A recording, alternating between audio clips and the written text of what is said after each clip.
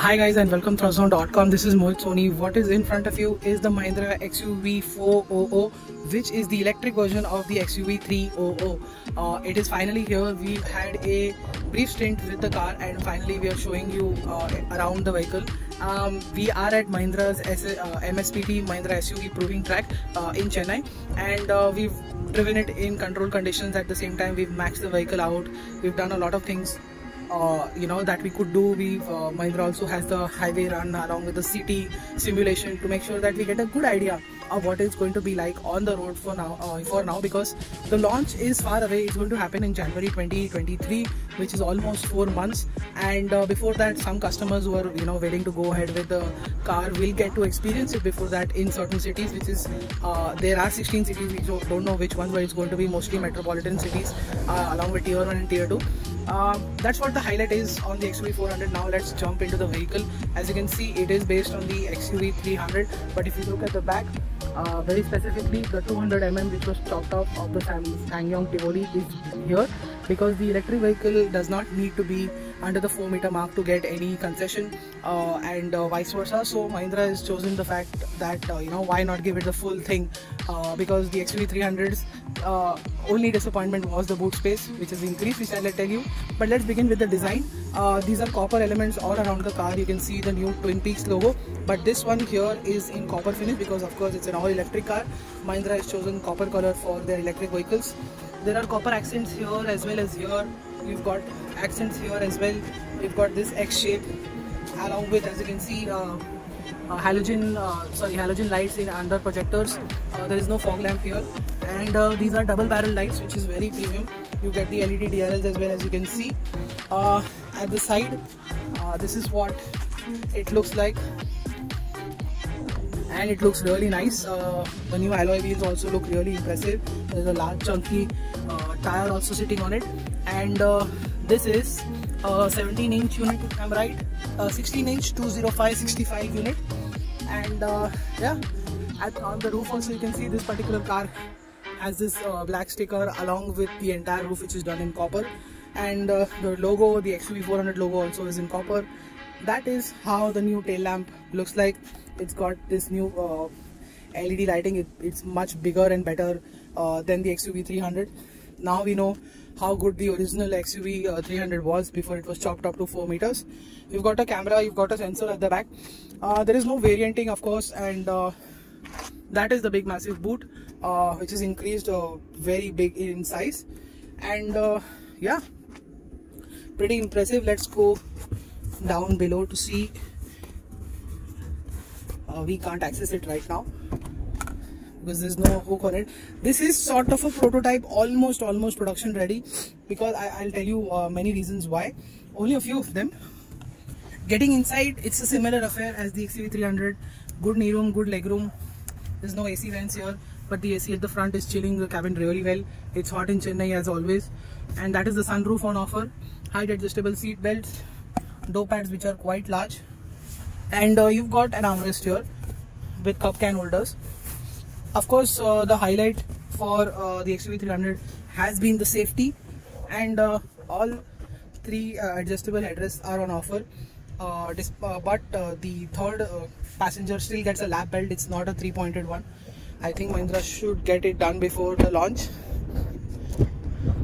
That is now the interior, and as you can see, it's an all black unit. It has been changed in the right places, and it's blackened out in the way where there are certain things that Mahindra can fix. Is the fact that these buttons here are also blacked out, so we can't see anything, and it is going to be like this in the production version to a large extent, not entirely, of course. That is the instrument cluster, that is the ODO. We tried going through the trip button here and the set button. As you can see, we don't have access to the range or the battery percentage. The battery percentage is visible here, and that is what the new cluster looks like below. The round unit has been replaced via the square one, and there is of course a dial, and the screen has been removed. It's now gone to the temperature, which works like this. There used to be a screen here showing the digital aspect. The bigger change, of course, is this new very futuristic, slightly luxurious It's got a leather coating here as well, and that's the new part. You've got P and RD, along with you can go into L mode, which is only for bumper to bumper traffic, where you will not need to press the brake or the accelerator. It will do everything on its own. Of course, you have to come to an immediate or instant halt, you will have to use the brake pedal. And P is where it goes into park, and that's the space you're getting here. A large glove box which is not illuminated or chilled, and that is the screen. Let me just lower the light on it to show you better. Yeah, again, we cannot see anything except for the usual things. This is what we can see under car info. There is no battery no range yet that we can see. Set as always, this system works. It's got wired Apple CarPlay and Android Auto. It's not wireless yet, and it's a screen that we've always liked. It continues to be the same. It's very smooth, easy to use.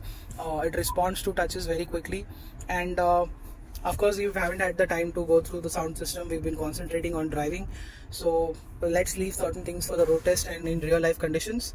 And yeah, that is your first look at the interior, exterior, safety and technology part of the car.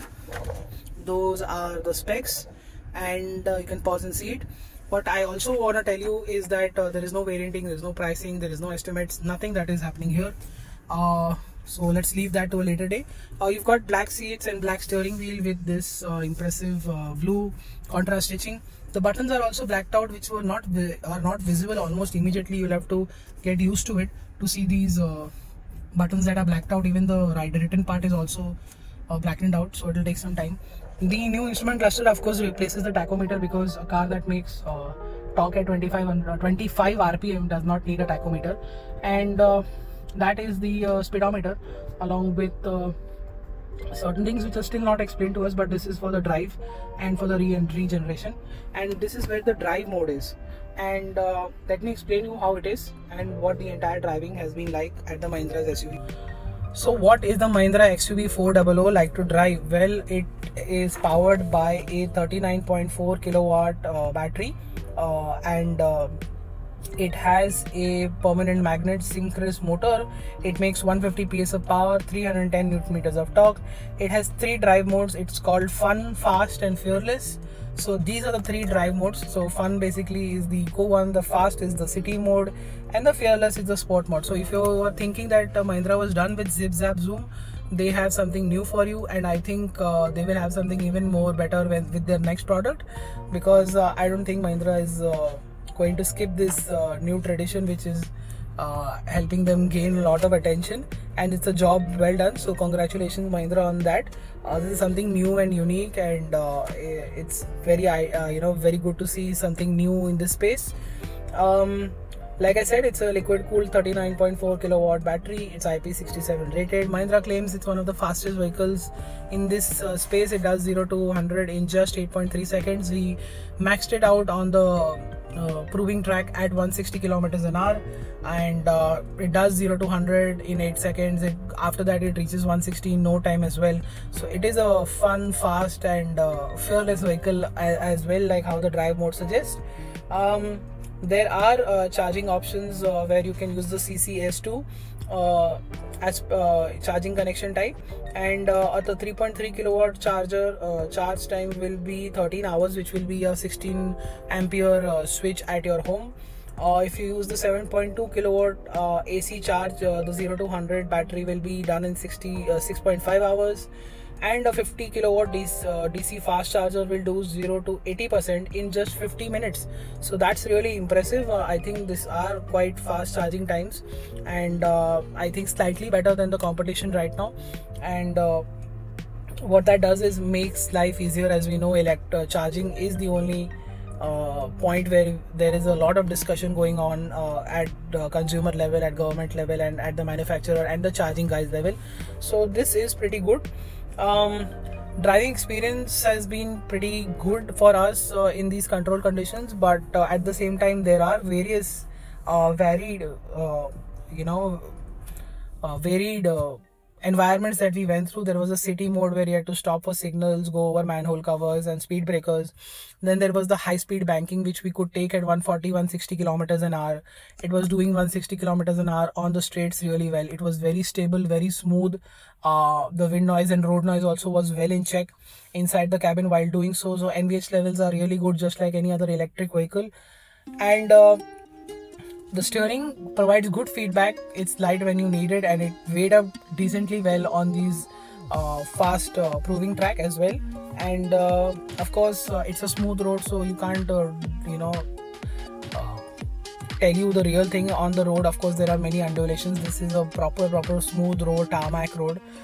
We of course drove on the concrete surfaces as well, and we can tell you that it feels very similar to what it is on the outer roads, in the real life conditions, that is.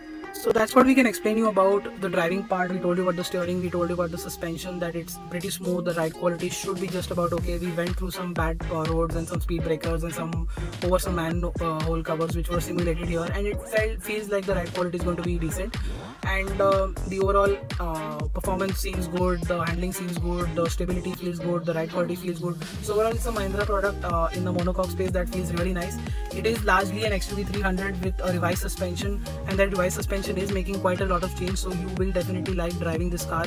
And with the larger boot, the XUV400 over the XUV300 makes even more sense. It should be priced right. We don't have any pricing, any variants right now, and but what we know is that it will go against the likes of the Tata Nexon EV and the MG ZS EV.